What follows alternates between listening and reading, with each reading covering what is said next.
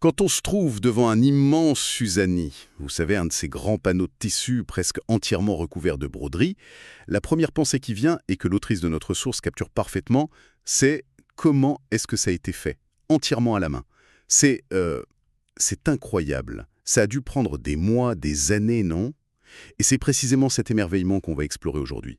Pour nous guider, on s'appuie sur une monographie d'Elmira Goul qui s'intitule « Jardin céleste et jardin terrestre, le sens caché des textes sacrés dans la broderie d'Ouzbékistan ». Rien que le titre, c'est déjà tout un programme. Absolument. Et notre objectif, c'est vraiment dépasser la beauté visuelle, qui est à couper le souffle, pour apprendre à véritablement lire ces textiles. L'approche d'Elmira Goul est fascinante parce qu'elle nous invite à voir ces œuvres comme de véritables textes culturels. On va soulever les voiles, couche par couche, pour découvrir les symboles, les traditions, les croyances qui sont tissées à l'intérieur. Et il faut préciser une chose essentielle d'emblée. On entre ici dans un monde purement féminin. C'est un art de femme, pour les femmes, transmis de génération en génération. Alors justement, commençons par là. Qui étaient ces femmes et pourquoi passaient-elles autant de temps sur ces œuvres monumentales? En fait, la broderie, c'était pas un simple hobby, hein.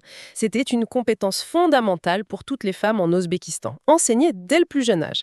Et la raison principale, c'était la dot. Ah, la fameuse dot. Exactement. Chaque jeune femme devait préparer tout un ensemble de broderies pour son mariage. Et la quantité, mais surtout la qualité de ces pièces, c'était une sorte de CV. Ça en disait long sur le statut de sa famille, bien sûr, mais surtout sur elle. Sur elle, sur son savoir-faire, hein. Voilà, sur sa patience, sa diligence, son talent artistique, c'était sa fierté, l'œuvre de sa jeunesse, quoi.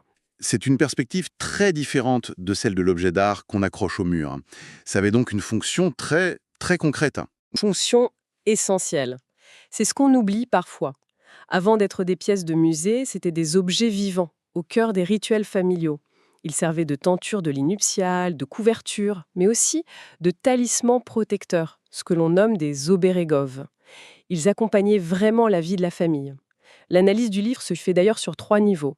La culture matérielle, les tissus, les teintures, la tradition artistique, les styles, la composition, et la culture spirituelle. Et c'est ce dernier point, j'imagine, qui est le plus passionnant, le sens caché. C'est ça, le sens caché des motifs. Alors là, on entre dans le décodage. L'idée de lire les motifs comme un texte, c'est fascinant. J'imagine qu'il y a des symboles assez évidents. Oui, certains sont assez universels. Une grenade ouverte qui montre ses graines, la nord, bon, c'est un souhait de fertilité assez transparent. Un motif de couteau est là pour trancher les mauvaises influences, pour... Éloigner les mauvais esprits, ce genre de choses. Voilà. Mais ce qui est vraiment au cœur de la recherche d'Elmira Gull, c'est de montrer comment le sens de ces motifs a évolué, s'est transformé. C'est-à-dire, Elle explique qu'avec le passage des siècles, la signification sacrée originelle de nombreux motifs s'est perdue. Les femmes qui les brodaient ne savaient plus forcément qu'un motif représentait à l'origine un concept cosmologique complexe. Alors elles leur ont donné de nouveaux noms, des noms tirés de leur quotidien. C'est ce que l'autrice appelle la mythologisation secondaire. attendez, donnez-nous un exemple, que ça devienne plus concret. Alors, l'exemple le plus frappant, c'est celui d'une palmette stylisée. C'est un motif très ancien qui, dans l'art islamique, représente un arbre du jardin paradisiaque, donc un symbole très puissant. D'accord, le paradis, Eh bien, dans le langage des brodeuses du quotidien, ce motif a été renommé kafgir. Kafgir, et ça veut dire Ça veut dire écumoire de cuisine. une écumoire. On passe du paradis à la cuisine. C'est ça. C'est une sacrée chute, n'est-ce pas? Un autre exemple, une rosette solaire complexe, un ancien symbole astral, est devenu un shalgam, Un navet. un navet. Incroyable. Le sens sacré se transforme en sens profane. Mais ce qui est fascinant, c'est que l'intention derrière le geste, elle, ne change pas. Que ce soit un jardin céleste ou une écumoire, le but final reste le même. Broder un souhait de prospérité, de bien-être, de protection pour le foyer, l'intention, bienveillante, survit à la perte du sens originel. C'est... Enfin, c'est presque comme un jeu du téléphone arabe à travers les siècles. La forme change, mais l'émotion de base reste intacte. Et est-ce que cette logique s'applique à l'ensemble de la pièce, à sa composition générale? Totalement. Chaque Suzani est pensée comme un microcosme, une image miniature et ordonnée de l'univers. D'accord. Et la large bordure qui encadre toujours le champ central n'est pas qu'un simple cadre décoratif.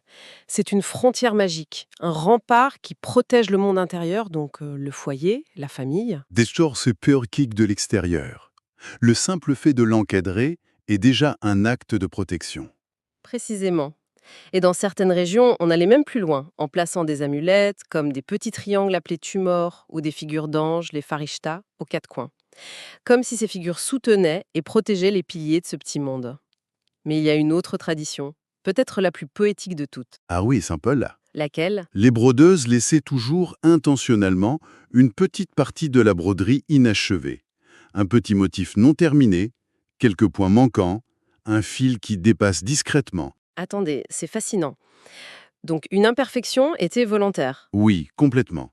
C'était une sorte de superstition positive. Oui, une façon de ne jamais mettre un point final au bonheur. C'est exactement ça. L'idée était que si l'œuvre était parfaite et terminée, le destin s'arrêterait là. En laissant cette petite imperfection, on laissait une porte ouverte sur l'avenir. On s'assurait que le fil de la vie, des événements heureux et par extension du travail pour les artisanes ne s'arrêterait jamais dans cette maison. C'est une image incroyable. Ça me donne envie de regarder ces motifs de plus près. Si on devait apprendre à lire ces vœux tissés, par où commencerait-on? Prenons un Suzani de mariage, par exemple. Qu'est-ce qu'on y verrait comme souhait? Eh bien, le souhait le plus important serait sans doute celui de la fertilité et de l'abondance. On y trouverait donc quasi certainement des motifs de grenades, lanards éclatés pour montrer leurs graines. Et tout autour, on verrait un jardin luxuriant, un véritable paradis terrestre pour souhaiter la prospérité aux jeunes couples. Ce serait un foisonnement de tulipes et de pavots qu'on appelle Lola, d'iris, de fleurs de toutes sortes. Un jardin protecteur, mais il faut aussi se protéger du mal, du mauvais œil, j'imagine, hein? Absolument. Et pour ça, on utilisait des motifs amulettes. Les plus courants sont le piment, le calemphire et l'amande, bodum. L'idée était que leur goût piquant ou amer pouvait effrayer les mauvais esprits. D'accord. Mais on trouvait aussi des protecteurs plus inattendus.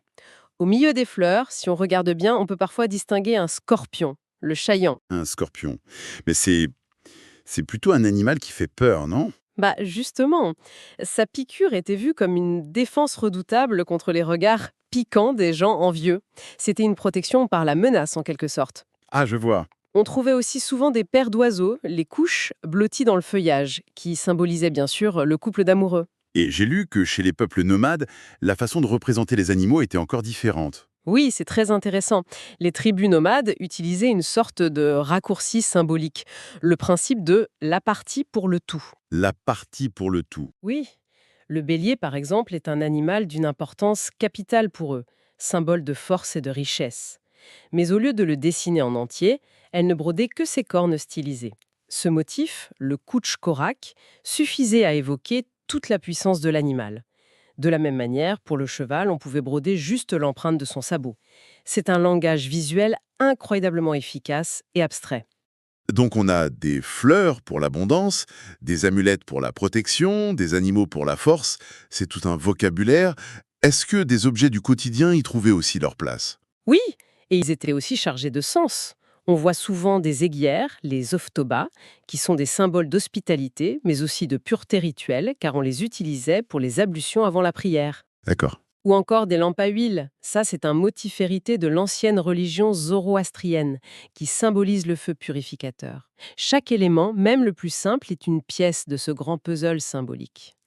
On comprend bien que tout ça vient d'une tradition très ancienne, transmise au sein de la famille. Est-ce que ça a toujours été un artisanat purement domestique? Ça l'a été pendant des siècles. Mais l'un des points importants soulignés dans l'ouvrage, c'est le grand changement qui s'opère à la fin du 19e siècle. Avec l'intégration de l'Asie centrale à l'Empire russe, l'économie change, la prospérité augmente pour certaines couches de la société. Et les dots deviennent de plus en plus somptueuses. Du coup, il devient plus simple pour les familles aisées d'acheter des broderies plutôt que de passer des années à les fabriquer elles-mêmes. Et donc un marché secret. Exactement. C'est là qu'apparaissent des ateliers avec des brodeuses professionnelles, les shokshi ou chevar. L'artisanat domestique et rituel se transforme en une production commerciale, en un métier. Il y a d'ailleurs une anecdote formidable à ce sujet dans la source. Oui, elle est très parlante. En 1911, un voyageur occidental qui avait acheté un Suzani qu'il pensait unique sur le grand marché de Bukhara a la surprise de découvrir, Oui. dans un grand magasin à Chicago, pas moins de 15 Suzani absolument identiques aux siens. C'est incroyable. Le type fait un voyage lointain, il pense ramener un trésor artisanal unique et il le retrouve en série chez lui à l'autre bout du monde. C'est le début de la mondialisation de l'artisanat, j'imagine. C'est la preuve en effet d'une production déjà standardisée et destinée à l'exportation. Mais cette commercialisation a eu un impact direct sur l'art lui-même. Et j'imagine que ça a dû affecter la qualité, non? Oui, beaucoup. La qualité du dessin et de la broderie a tendance à décliner, et surtout les matériaux changent. On abandonne les fils de soie filés à la main et les teintures naturelles qui demandaient un savoir-faire immense. C'est-à-dire, on utilisait quoi pour les couleurs à l'origine? Tout ce que la nature pouvait offrir. La racine de garance pour des rouges profonds, les plures d'oignon ou le safran pour des jaunes éclatants, l'indigo pour le bleu. C'était tout un art d'obtenir des couleurs riches et harmonieuses, Et tout ça est remplacé par par les colorants à la lignine importés d'Europe. plus simple, plus rapide, plus vif, j'imagine. Beaucoup plus vif, ouais. Presque criard. Ces nouvelles couleurs étaient moins chères, plus faciles à utiliser, mais elles n'avaient plus du tout la subtilité, la profondeur et l'harmonie des teintes naturelles. Ce changement a profondément transformé l'esthétique des Suzani. Alors, si on essaye de rassembler tout ça, on a commencé notre conversation en voyant ces pièces comme de magnifiques décorations. Et au fond, on découvre qu'elles sont tellement plus. Ce sont à la fois un bouclier protecteur pour une nouvelle famille, un jardin de vœux pour l'avenir, et surtout, le livre d'histoire silencieux des croyances d'une culture. Un livre écrit uniquement par des femmes. C'est une très belle synthèse. Et pour laisser une dernière piste de réflexion, j'aimerais revenir sur le statut de celles qui dessinaient le motif, qu'on appelait les schismakash. Celles qui créaient les patrons que les autres suivaient. Voilà, la source les décrit comme une véritable élite artistique. C'était un talent souvent hérité de mère en fille, elles étaient très respectées pour leur art. Mais, et c'est là que c'est fascinant, elles étaient aussi vues avec une certaine méfiance. On les qualifiait de caussiétises, un mot qui signifie malchanceuse. Comment ça, malchanceuse? Pourquoi?